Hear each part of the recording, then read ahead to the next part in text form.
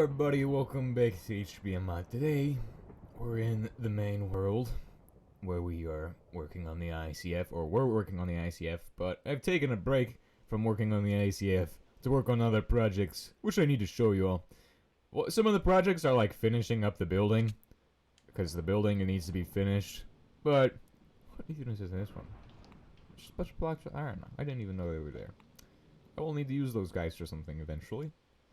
But right now, let's go ahead and shut off the watch reactor while we head out here. We're gonna go take a look at the coal oil setup, because that's one of the big things I've done. I started it with you all, and then I did it without you all, and then we'll also go out there in a sec. Actually, how long we got one of these bismuth pieces? This doesn't produce any mud for some reason. Even though it's running lead pellets, which it should produce mud. Coolant's down because I keep unloading this guy while it's running, and it just deletes the coolant. So, anyway, I guess we'll start out here. This is the Bedrock ore plaza. I've got the different Bedrock ore processes I can do. I like making steel. This guy runs steel. This guy gives you only 150% versus what the other drill bits do, which is, well, the highest tier is ferro-uranium, giving you 250%. This one's also 150. This one's copper, that one's iron, and that one makes steel, while this one just goes through the electrolyzer process to make red copper in the blast furnace and copper blocks, which I've obviously had it running for quite a while now. I've got 3 crates of sulfur and lithium now. Pretty nice, and I think I've got almost a 4th one. Nope, not yet, but we're getting there. And we got lead. Lead's useless though, because I got so much of it. And here is the autocrafter. This was for the autocrafter prototype, which failed. So I still need to clean that out of here. But once that's cleaned out, this place will look beautiful. It'll look spiffin'. Yeah, so the original autocrafter ran on like a bunch of different ROMs, which contained all the information for it. But this is the new autocrafter. This is Nikolai, the autocraft guy. He autocrafts stuff for us now. He is great machine. He is robot. Stuff like that. Let's see here. So this is the ROM for Nikolai to actually make him run. To make him do things, you must tell him what to do and how to do it. It's kind of like telling somebody how to make, you know, a sandwich. But right, so with this guy, we have to, yeah, we have to tell him how to make that sandwich. And, well, simply put, I've just placed torches on here, and every time he does something, it goes up. So basically, right now I had it set for 1 cycle of making motors. And that's what I've got it to do. So let's go ahead and walk through how this works. It's kind of simple. So first it calls that it needs to do the recipe. So that's what it just called. It called a recipe of nothing. So that will just mean the ingot gets shoved through the belt. And then it called an iron ingot, because you don't need to do anything to the iron ingot in the recipe. So there's an iron ingot on this belt. It's going to flow all the way through here, go through this system, and be checked right here. So once it goes through there, we will see that it comes out here. This system has reset itself and has moved on to the next line. And this line is calling for a copper ingot to go through the press for making wires. This is what he does. So now there's a red copper ingot.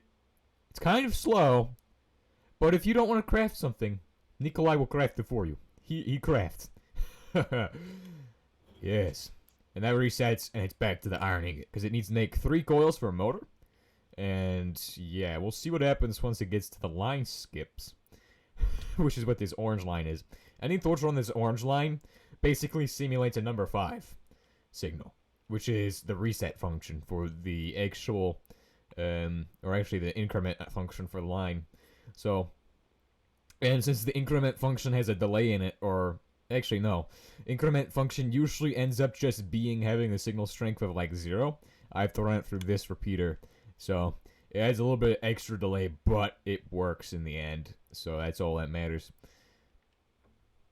Right, so it's on its third coil right now. It's called an iron ingot, and that's what's going on right now. Technically, you could program this to call 2 iron ingots for making plates, but I just have this thing call a steel ingot for making plates instead. I mean, if you want to handcraft the motor, you can do that, but a steel plate, you only need 1 of them, and steel is cheaper than iron at this point. So after he calls the ingots and stuff, they go into craft their grids, like this.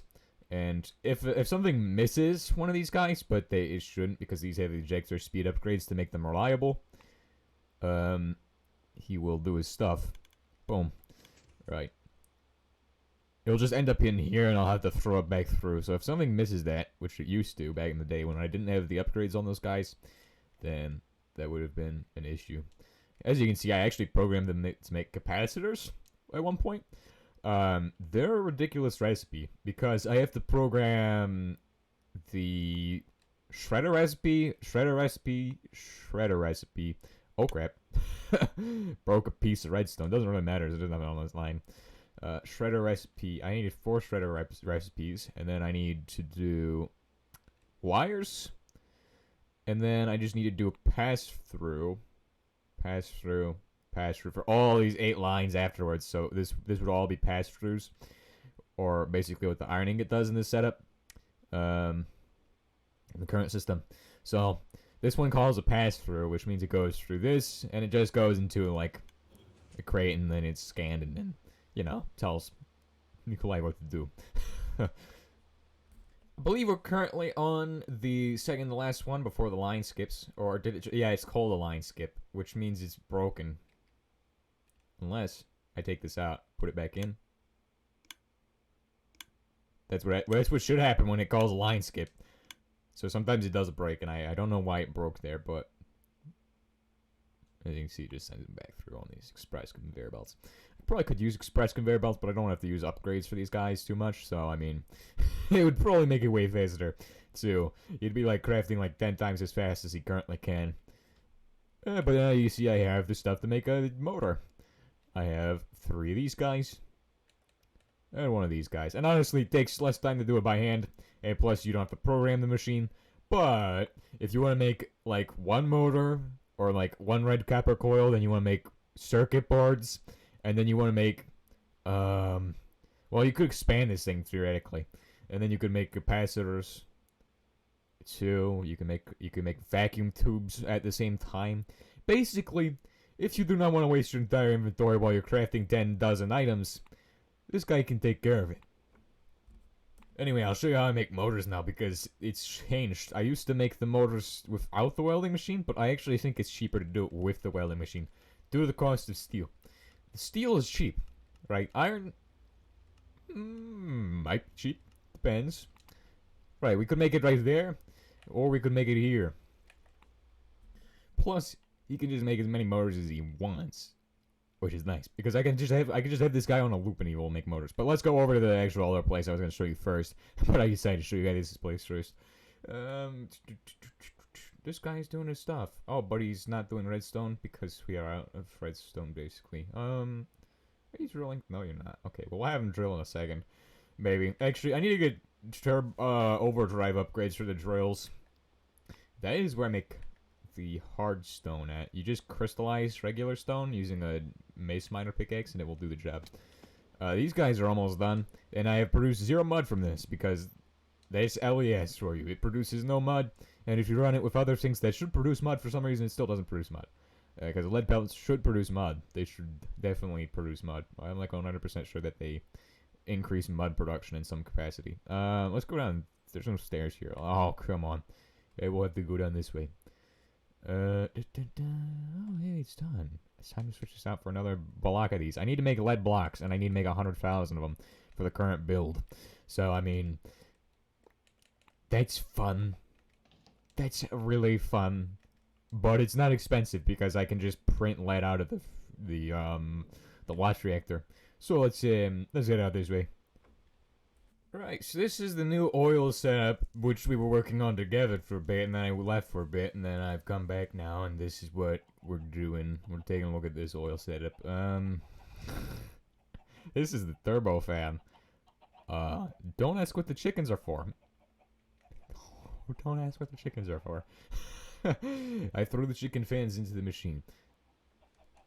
Anyway, basically, the way this facility works is that we set up our drills, and they drill out of the ground all of the coal that we need.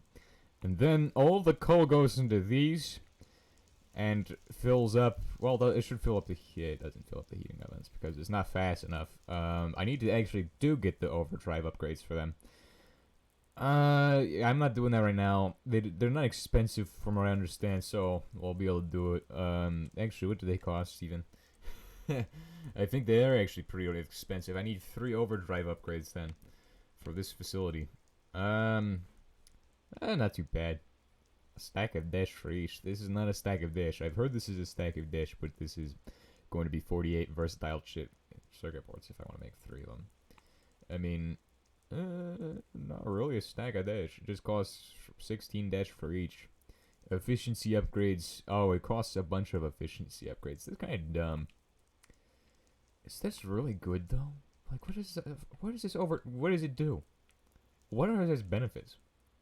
Anyway, I will now process the desulfurized oil, which is what this place makes.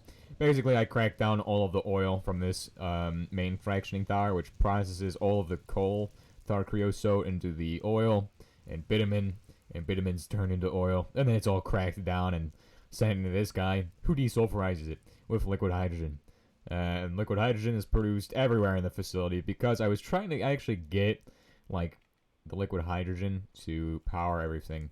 Like, to actually power the start of the facility, but that's not happening. Not possible with this. I'd probably need another reformer, and I don't want to do that. I built 3 of them. 3 reformers for this. Ridiculous. It produces a little energy, which any energy from the diesel sent out to the main power grid. We're producing like 51 kilo HE, probably partially from the reactor, and the other part is from the actual RTGs, because this facility is not running right now. It's like, it's dead. I haven't turned it on in a little bit, and I don't want to turn it on right now because it takes a lot of power from nuclear energy to keep it running. Otherwise, stuff goes wrong, and the drills will go like haywire and kill each other, because stacking drills is not a good idea when you cannot stably supply them with the exact amount of energy that all 3 drills will need. Anyway, that's the new stuff I've been up to. I haven't really done much besides that.